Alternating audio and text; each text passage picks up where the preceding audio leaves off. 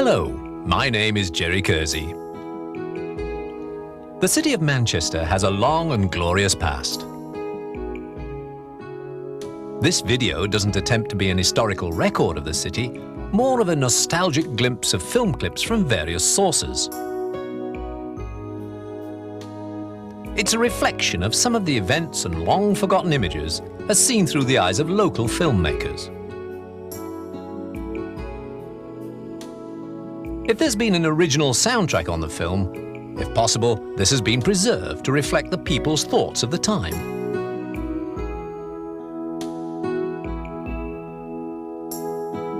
I hope you enjoy it as much as they did.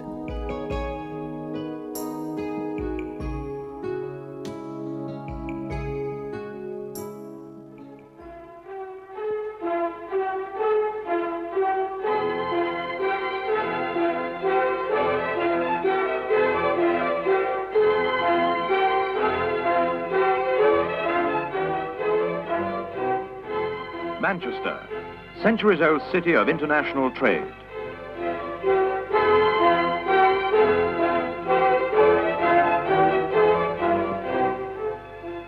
Today, capital of the thriving Northwest, serving the needs of one of the world's greatest industrial areas.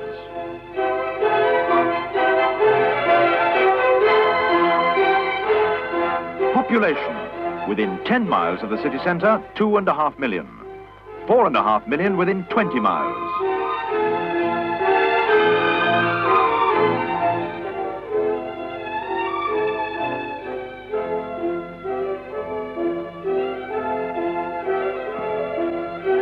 Centre of commerce, marketing, insurance, and banking.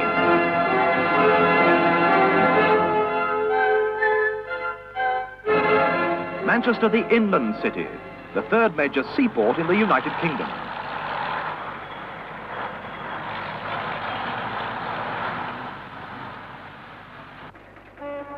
An international seaport, prosperous and influential. Yet less than a century ago, Manchester was a sick and ailing city, crippled by the heavy import levies of its nearest seaport, Liverpool. How did this dramatic change of fortune occur? How were the ships of many nations brought to the very door of the city? Ships bearing cargoes from the remote corners of the world. The answer lies in the Manchester Ship Canal. 36 miles of man-made waterway, which from 1894 has linked Manchester with the oceans and markets of the world.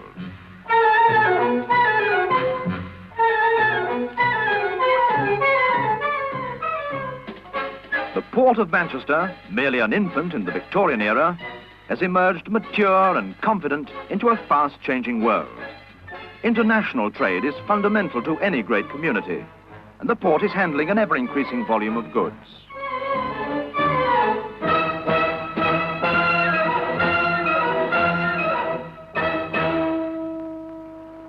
Rapid handling of cargoes is vital, for a swift turnaround of ships is essential to provide berths for incoming traffic.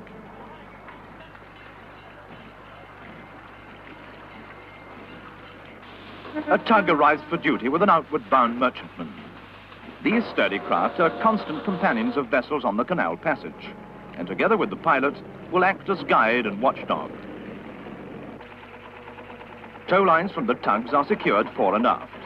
Powerful engines throb into life, and the heavy-laden vessel is eased from her berth into the main channel.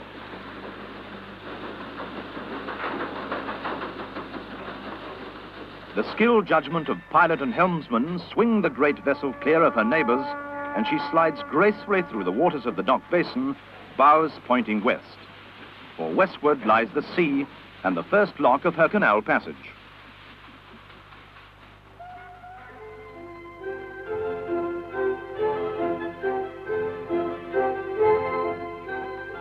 There are 5 lock systems on the canal. The first to be negotiated is at mowed wheel. Manoeuvring through the locks is no mean feat, but it's all in a day's work to experienced lock personnel. Every lock is supervised by a harbour master, who operates a closely controlled and efficient traffic system.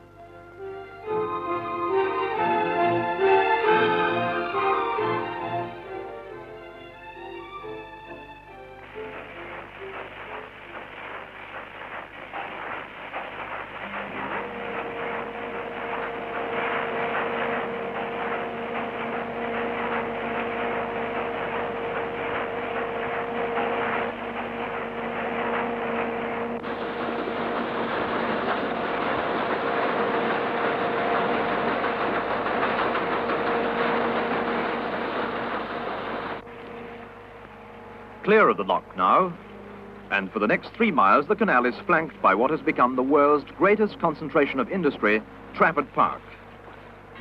Back in 1896, Trafford Park was a large country estate complete with manor house. But following its purchase by a private syndicate, inspired no doubt by its proximity to the port of Manchester, many diverse industries grew. Trafford Park is today a workshop for the world, producing a wide variety of manufactured articles: agricultural machinery, chemicals, foodstuffs, abrasives, light and heavy engineering. All are found here in this vast industrial community, and the unrivaled facilities of the ship canal, with its own railway system, provide a perfect flow line for import of raw materials and export of the finished goods. To the west of Trafford Park stands Barton Power Station, a familiar landmark to the canal traveller. Barton is a study in contrast, and its connection with shipping lies in the fact that here the Bridgewater Canal is carried over the ship canal by means of a swing aqueduct.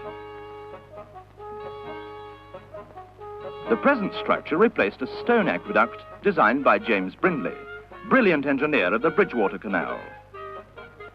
In fact, the official opening of his canal and aqueduct took place at this very spot in 1761. Water for the hydraulic power system which swings the aqueduct is drawn from the canal, and in the control tower, a telephone link keeps the engineers fully informed on the movements of all ships. It all looks so easy. Just a touch of a button, a glance at the pressure gauge, and with a turn of a valve, the huge steel trough swings smoothly to one side. But the engineers have a busy time at Barton, for in addition to the aqueduct, there's a road bridge to swing open. Suburban motorists have come to accept the priorities of canal traffic at this point and often enjoy the passing glimpse of the maritime traveller.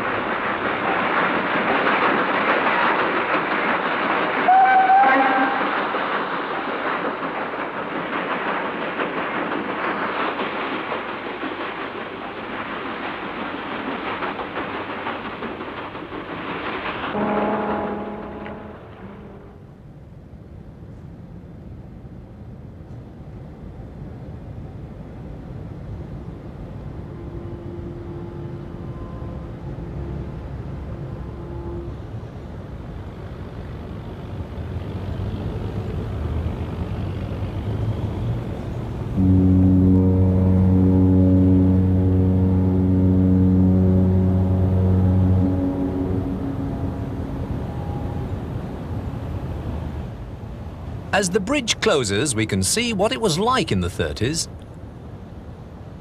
Not much has changed, just the vehicles and the styles of clothing.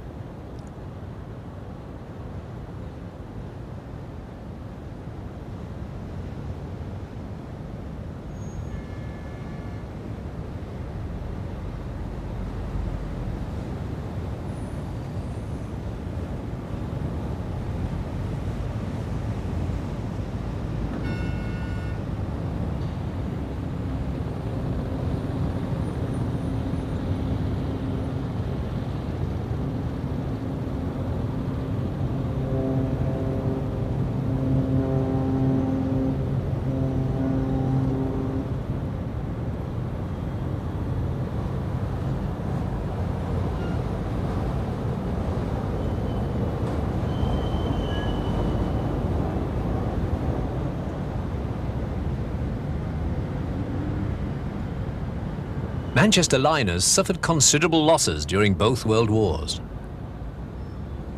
Manchester Division, seen here, gained instant fame when on her maiden voyage in 1918, she rammed and sank a German submarine in the North Sea.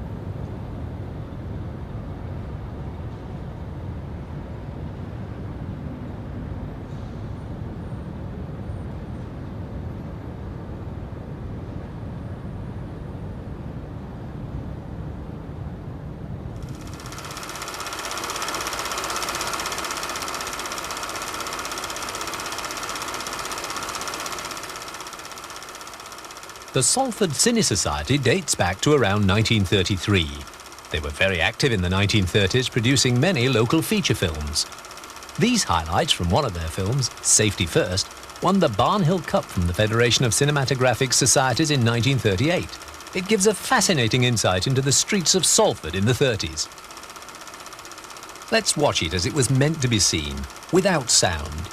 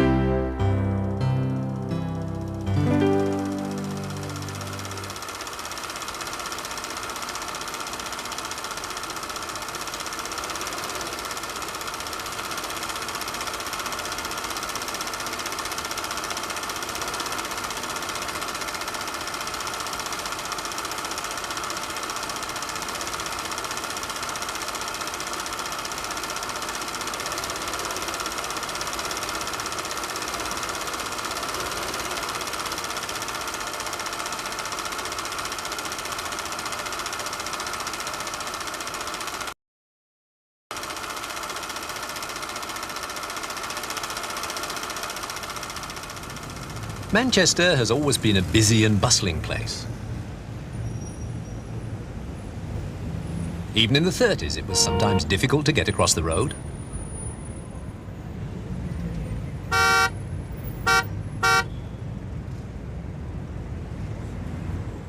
Electric trams provided a low-cost means of transport around Manchester for nearly 50 years.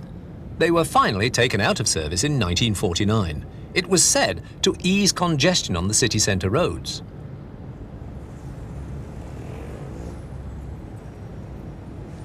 Of course, for the more daring, there were cheaper forms of transport.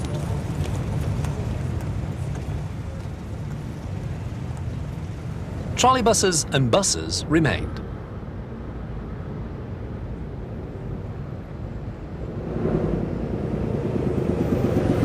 Do you remember boarding a bus like this? How much was the fare then?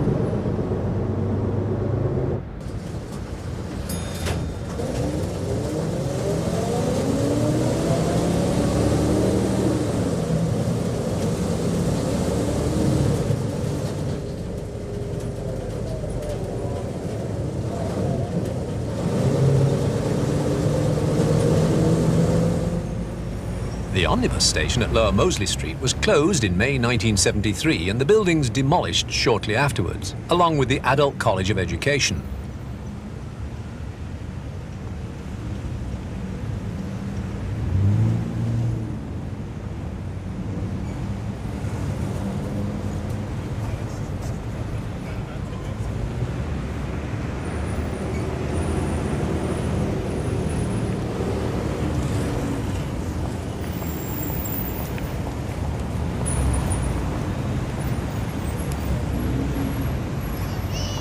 A familiar sight in the 50s, a bobby to help you cross.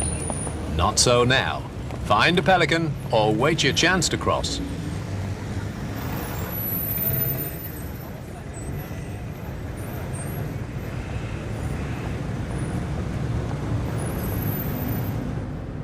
Manchester was well served with the railway network, with stations like Piccadilly, Victoria, Central and Exchange Street.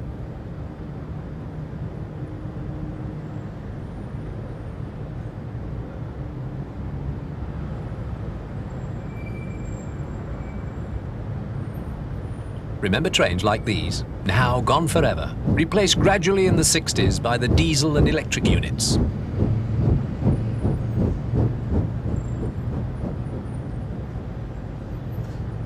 Liverpool Road Station has the world's oldest surviving railway station buildings. In August 1980, the Great Railway Exposition was organised. The Greater Manchester Council, encouraged by the Liverpool Road Station Society, purchased the station for a nominal sum, and the first target was to prepare the station to take part in the celebration of the 150th anniversary of the Liverpool to Manchester Railway. Thousands of people were able to visit the station, and one of the attractions was a ride in a replica of Stephenson's rocket. The rail connection to the British rail system was restored and has survived to the present, but it is seldom used. The station buildings now houses the Museum of Science and Industry.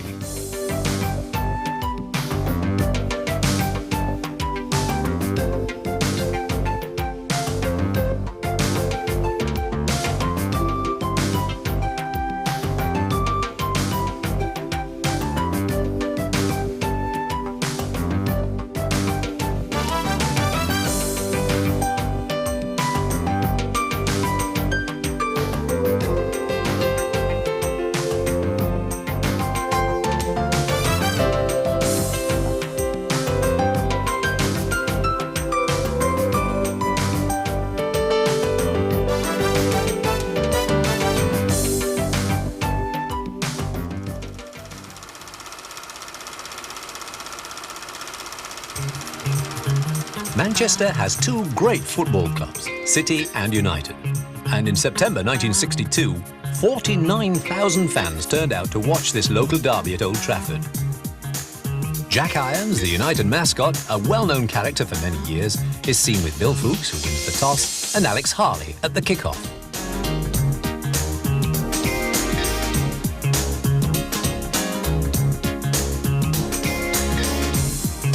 Peter Dobing takes a penalty for City. It's a goal!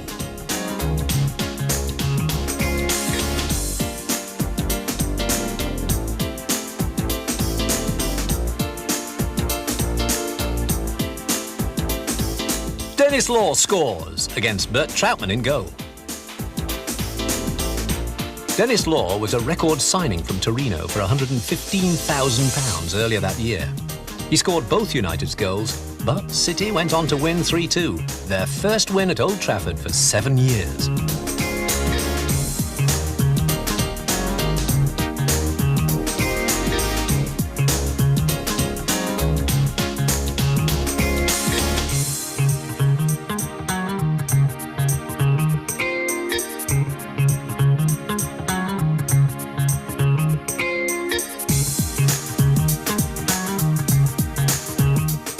United had a disappointing season that year in the league, but went on to win the FA Cup for the first time since 1948, beating Leicester 3-1 in a marvellous match.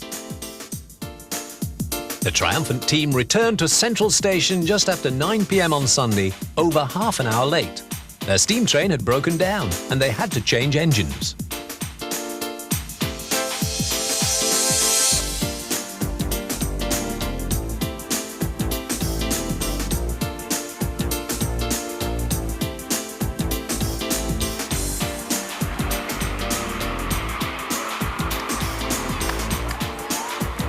The patient crowd, estimated at over 250,000, gave them a fantastic welcome when they finally appeared.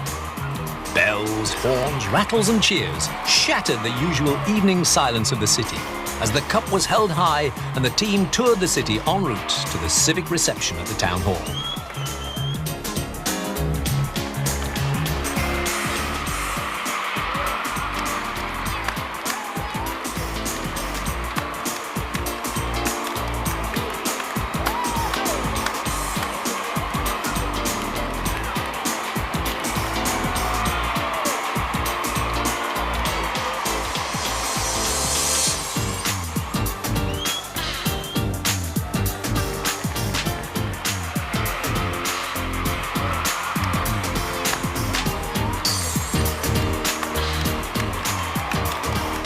"58 people were treated for fainting and minor injuries. 400 were given on-the-spot first aid treatment, and 9 were taken to hospital.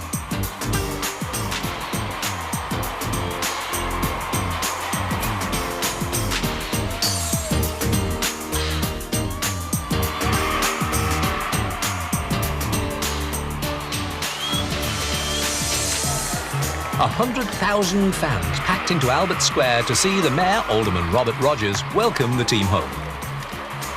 The crowd yelled, "We want Dennis," practically drowning out the speeches of the Mayor and Sir Matt Busby.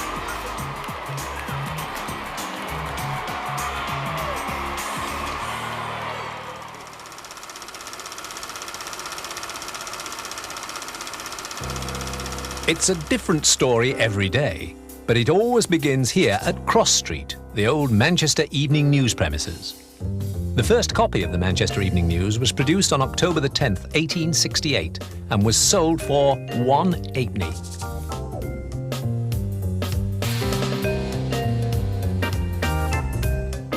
Miss Manchester previews one of the magazine pages.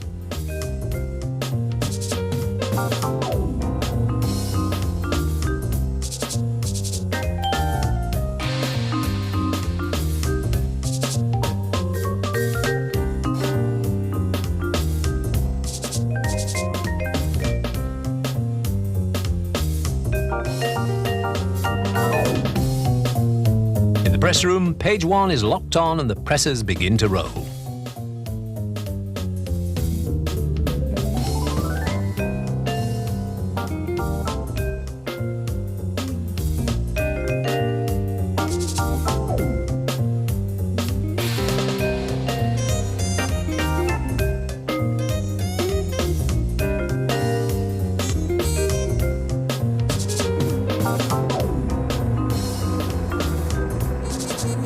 Five miles of newsprint begin to dwindle rapidly.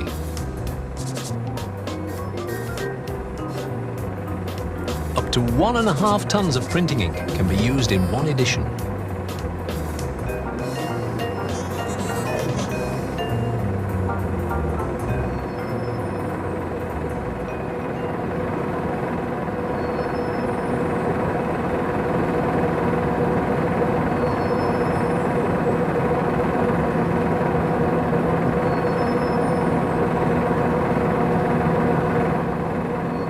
stop press, but the presses go roaring on.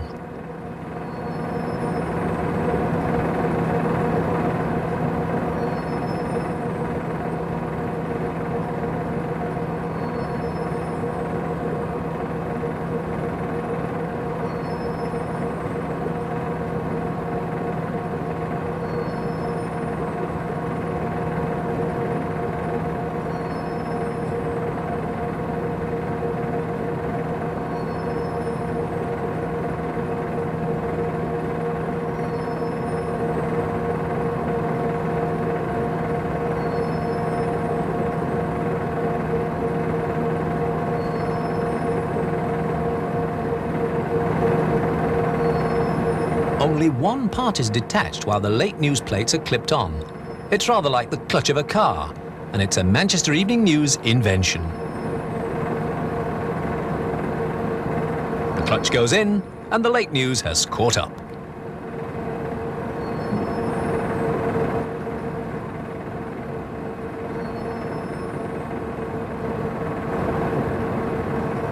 With each press producing up to 38,000 copies an hour, the task now is how to get them out to readers as fast as possible.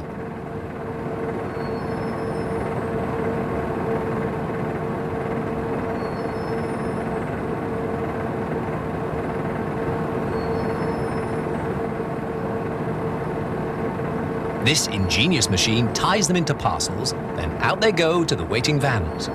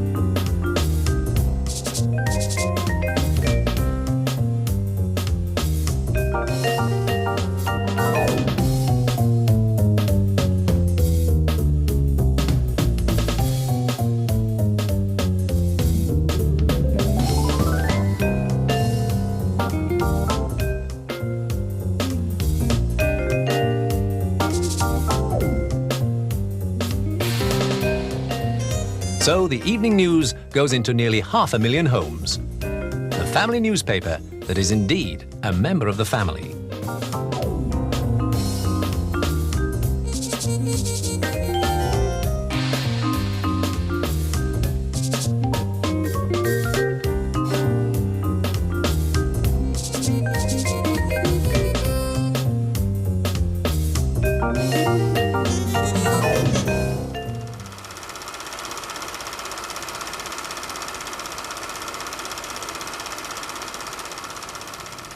On the 2nd of June 1953, Queen Elizabeth was crowned at Westminster Abbey.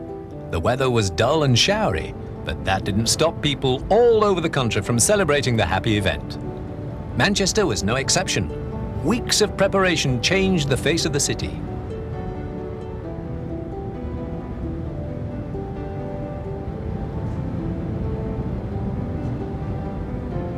Piccadilly was a mass of sightseers who marvelled at the displays of great floral crowns and flags and bunting everywhere.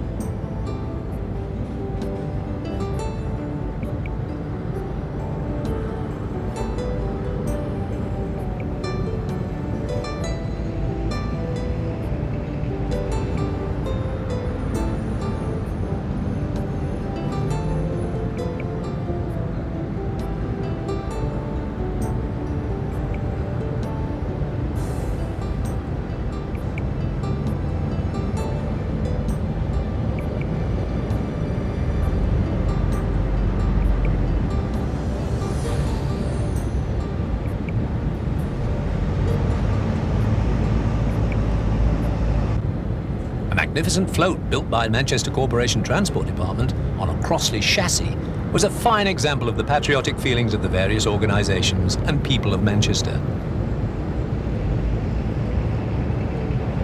All around the outlying districts of Manchester, people shared in the glory and rejoicing of the day. Families swept and scrubbed their local streets and transformed them with bunting, banners and flags, and celebrated with street parties throughout the day.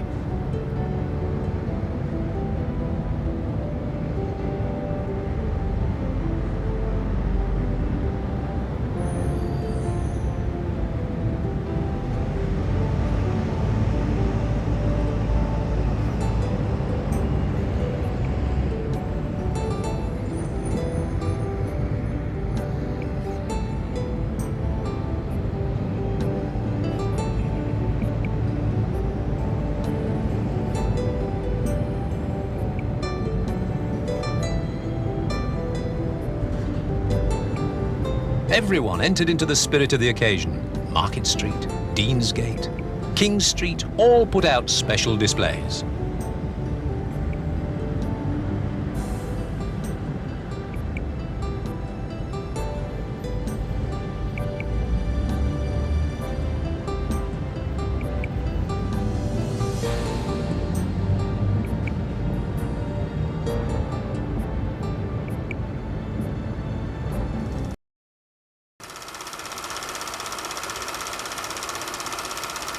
How would you like to fill up your car at these prices?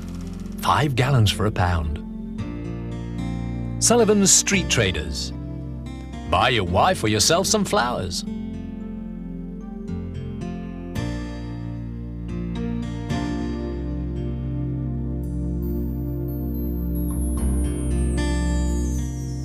The Shambles and the Old Wellington Inn, the oldest pub in Manchester.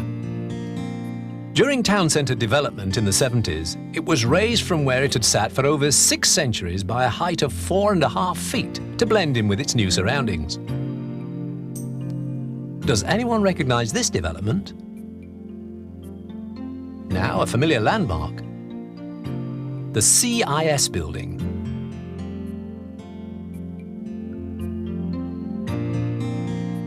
And characters like these. Oh, that looks painful.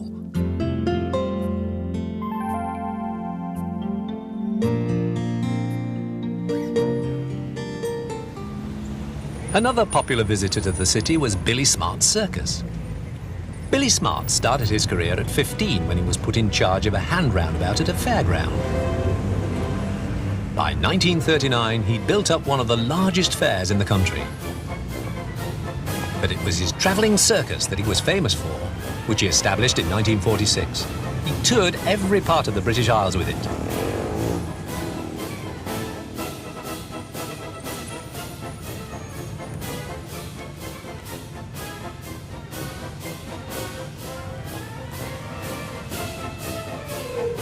Here we see the larger-than-life character, cigar in hand, proudly parading his circus through the streets on one of his many visits to Manchester. He sadly died in 1966, conducting the band at his circus zoo at Ipswich.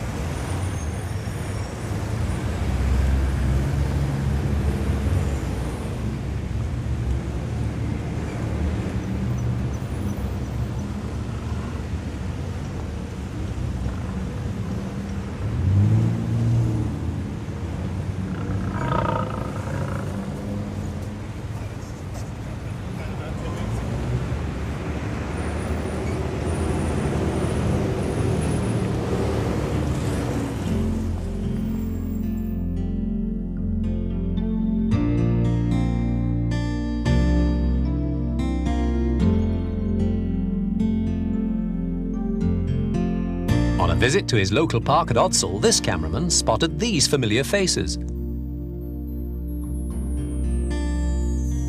Do you remember any of their names?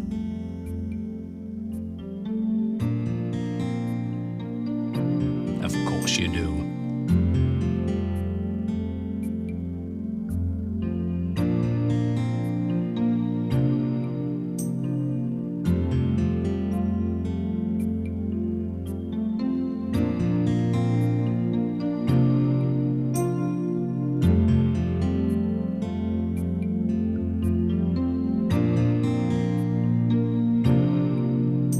How many of them still appear in the programme now?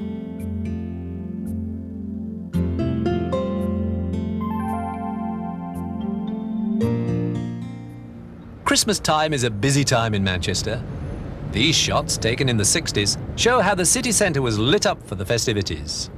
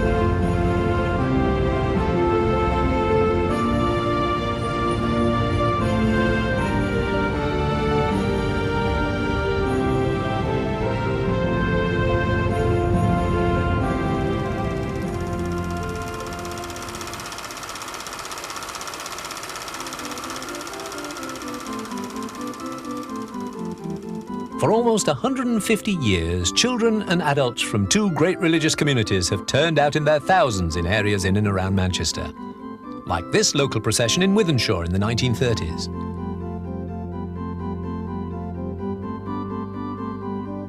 Or on a larger scale, complete with the reddish brass band, processions like this one in Gorton in 1947 were a common sight, showing the splendour of the occasion.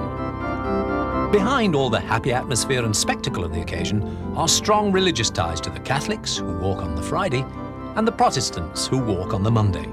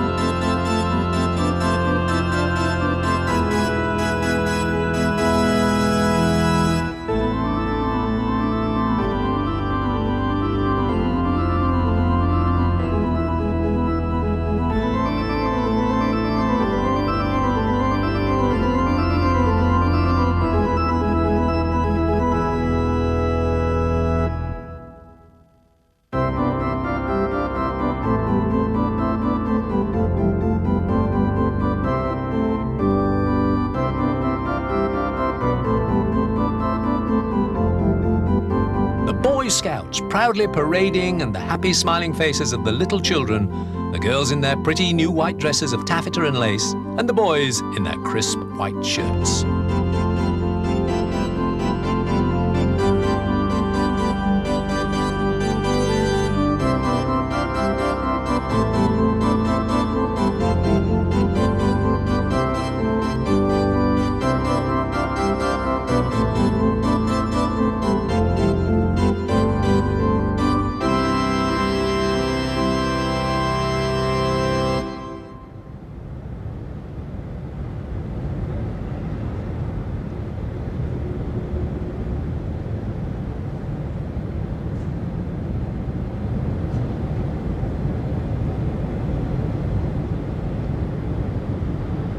The spectators, parents and relatives, all eagerly awaiting a glimpse of someone they know. Have you recognized anyone yet?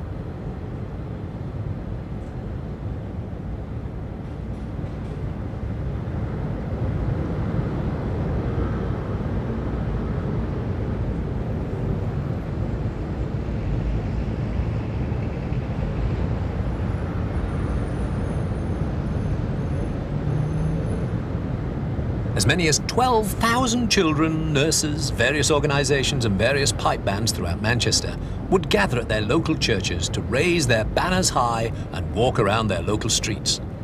A great number of these joining up with other areas, making their way in huge processions through the crowd-lined streets of the city centre to Albert Square. These colourful shots taken in Albert Square in the 60s portray the magnitude and grandeur of the day.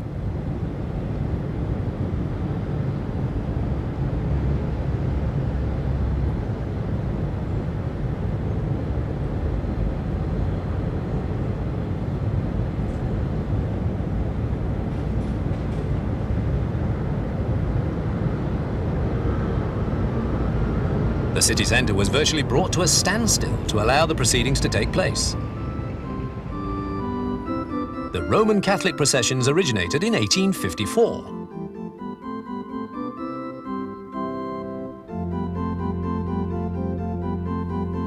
A lot of the more colourful costumes evident were the national costumes of the Ukraine and Polish Catholics.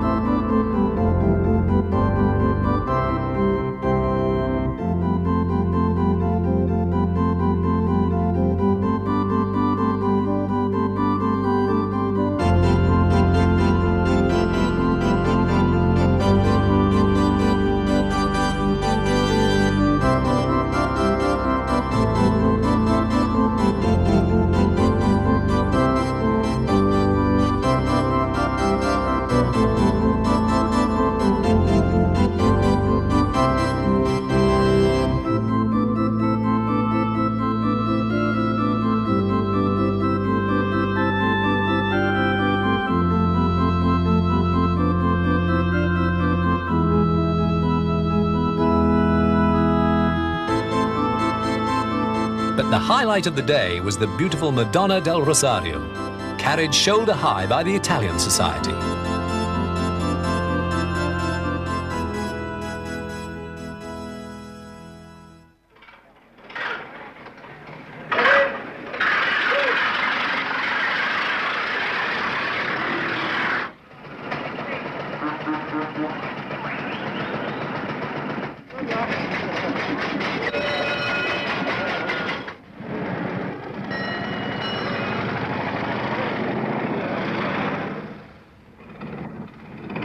I am an Edwardian motor car. No, not all of us old cars are female, in spite of what our owners like to think. It is 7:30 on the morning of Sunday, the 4th of June, 1967, and I, along with many other Edwardian, veteran and vintage cars, have been aroused from my resting place to take part in a run from Manchester to Blackpool. Our owners wish to prove to themselves and to the world at large that we can still manage the trip. Manage? Of course we can. We're all very enthusiastic about it. Yes, this was a day indeed for enthusiasts. the 5th Manchester to Blackpool Veteran Vintage Car Run, sponsored by the Daily Telegraph and organised by the Lancashire Automobile Club. Because the month was flaming June, the weather naturally was dull, and just to spoil all the shining coachwork, it started to rain. A few drops at first, building up into a heavy drizzle which soaked cars and owners alike. But veteran and vintage car owners are resilient people, and most were more concerned with where they were spending the next few hours rather than eternity.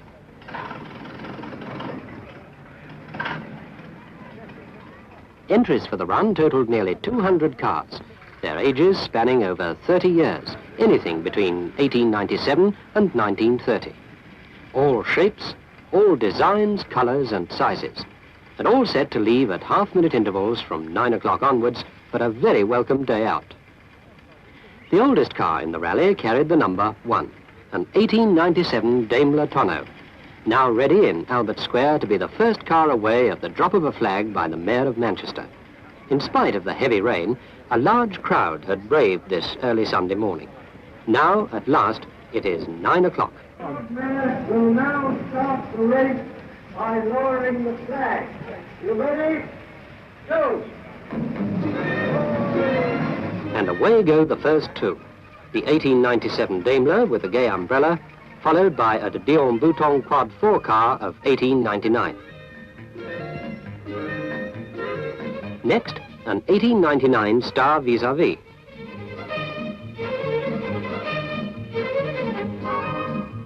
Here's a Panhard Tonneau of 1903.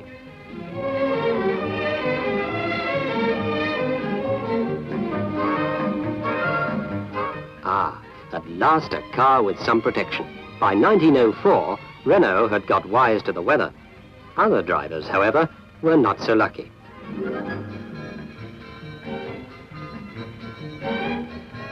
In ones and twos, the cars got underway from Albert Square, in spite of an occasional nasty cough. So would you cough in this weather?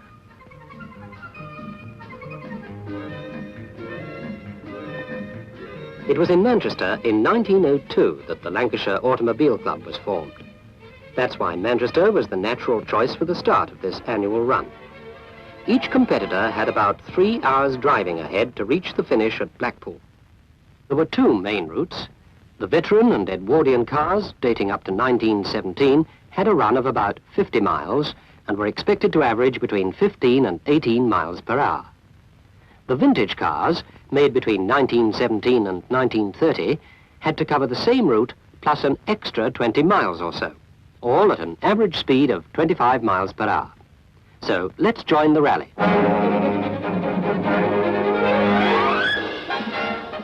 Here's one of the last cars in the Edwardian section coming out of Manchester, a 1913 Ford Speedway, living name too by its pace. This is a de Dion, also 1913, owned originally by Sir David Solomon, who organised the first ever motor show at Tunbridge Wells in 1895.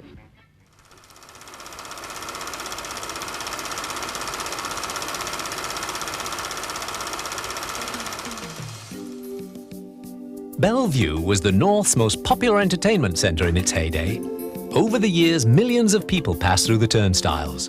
There were many attractions: firework displays, brass band contests, wrestling, to name but a few. The zoo, with many rare and unusual animals. In the earlier years, it was said admission was free if you brought a cat for the Eagle's meal.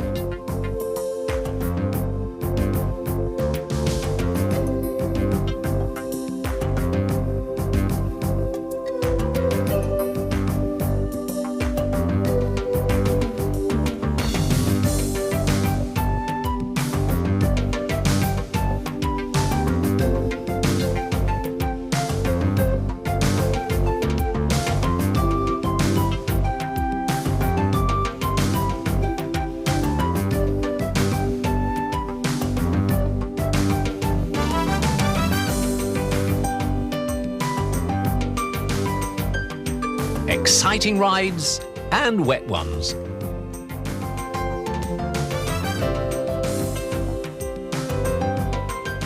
Rides for the children.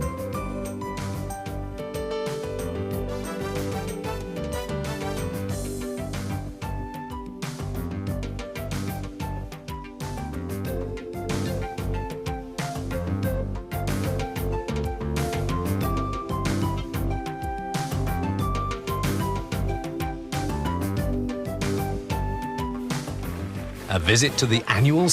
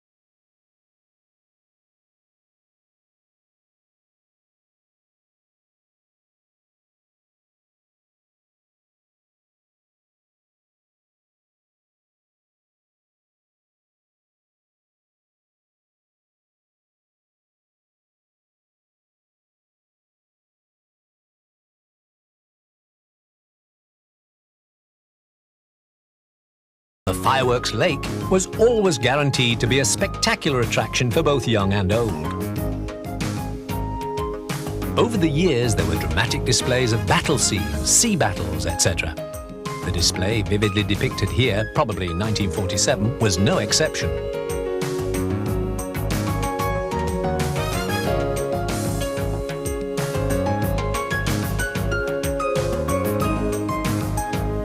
Sadly, the 70s saw the decline and subsequent closure in stages of Bellevue. But not to be forgotten, as its name probably will live on, lending itself to the surrounding district.